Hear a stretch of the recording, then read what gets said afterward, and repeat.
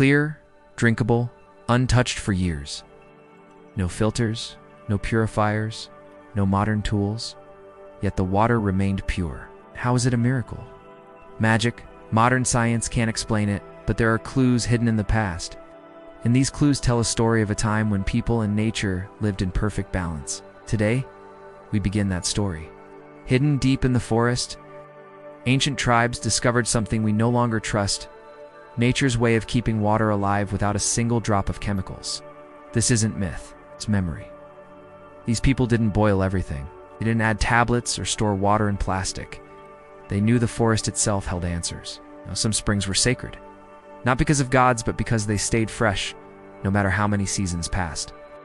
The secret wasn't magic, it was method. It began with movement. Still water dies. Flowing water breathes. Streams surrounded by stones and trees had natural filters, roots absorbing toxins, moss catching sediments, minerals balancing acidity. Tribes learned where the flow was fastest and clearest, and they never drank from puddles. They followed the rhythm of rocks and roots, understanding that stagnant water was vulnerable to decay. They collected water from springs and streams that coursed over stones, creating a natural purification process. Today, we know that moving water is more resistant to contamination. It's a scientific fact, but the tribes didn't know the science. They knew the source. They collected water from springs and streams that coursed over stones, creating a natural purification process. Today, we know that moving water is more resistant to contamination. It's a scientific fact. But the tribes didn't know the science. They knew the source. The secret of clean water lay in understanding nature's balance. To understand this balance, they studied the forest around them. They observed how animals drank, noticing which plants grew near water sources. They saw how leaves decomposed, how fast currents moved, how birds flew.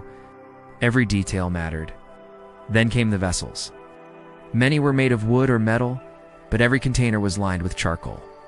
Burnt wood, cooled and cleaned, was placed inside each container. It didn't just absorb impurities, it neutralized them.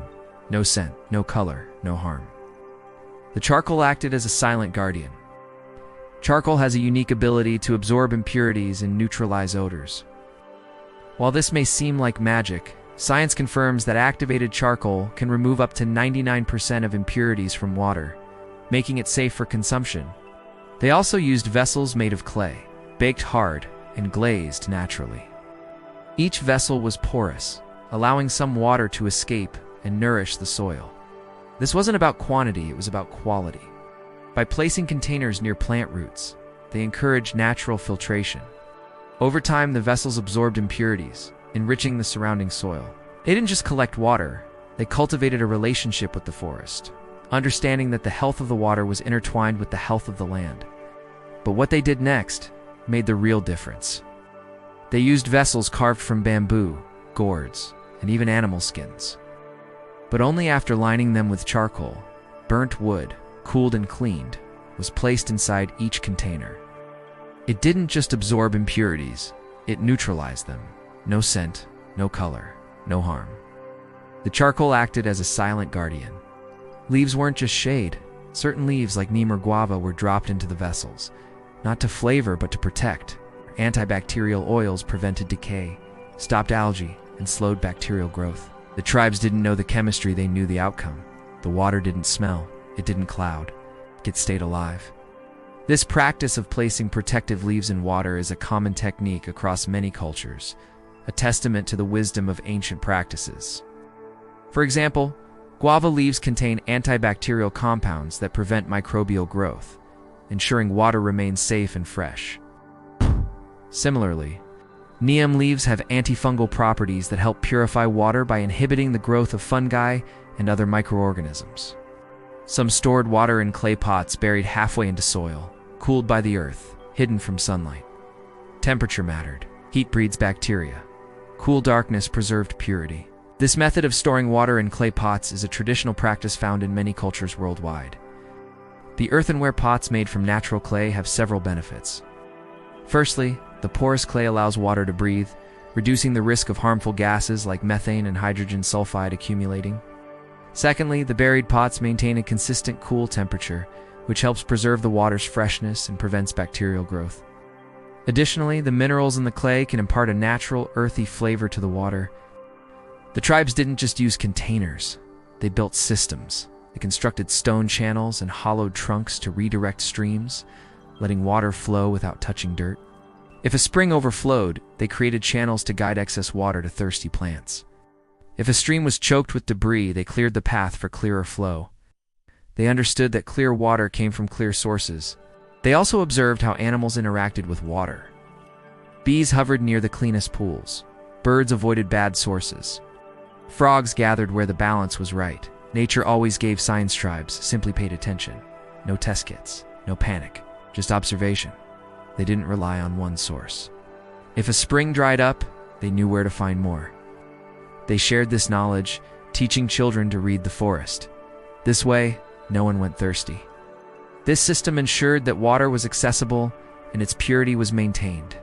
They also built structures to channel water, such as rock-lined ditches or hollowed logs, directing water away from potential sources of contamination. They kept a watchful eye on the sky too. When rains came, they were prepared. Large leaves were placed in woven baskets. Drops gathered into clean bowls, then shaded. No standing, no stirring. Only stillness and patience. When it rained, they didn't rush to collect the water. They waited for the first few drops to cleanse the air, washing away dust and impurities. They observed the sky, watching for rain, understanding its rhythm. They knew that clouds held not just water, but potential pollutants from distant lands. So they waited, patient and wise, until the skies cleared and the water flowed pure. Then came the taste.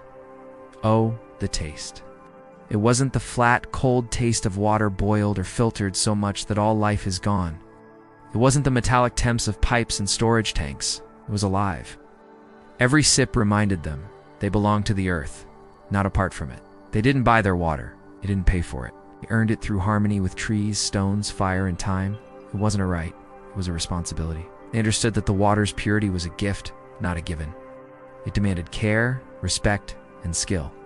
Theirs wasn't a thirst for profit, power, or control. It was a thirst for life. They drank for health, for strength, for the joy of being.